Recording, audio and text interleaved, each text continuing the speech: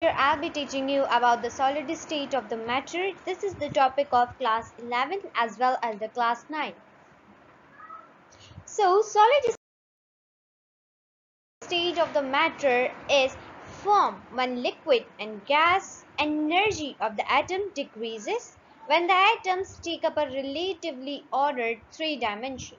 Or we can simply say that when the particles moving in the atom or matter is compressed and has less space between them is known as solid.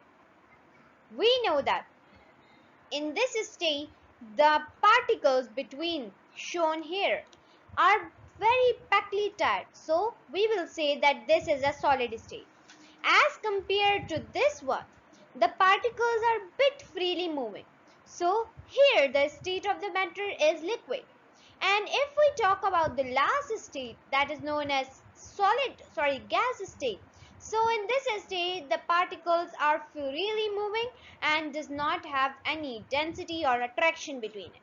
So here the attractive forces are more, here bit less, and here the like equal to zero, or we can say that relatively zero.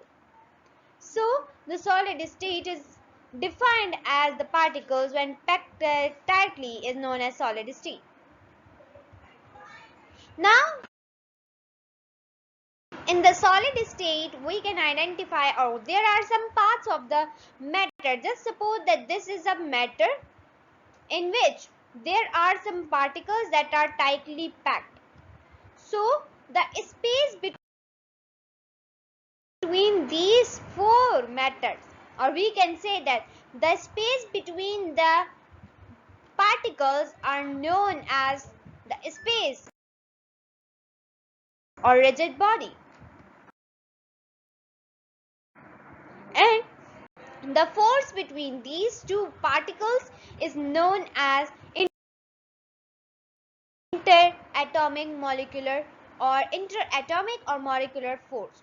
So this is all about the space, or we can say that formation of a solid. Thank you.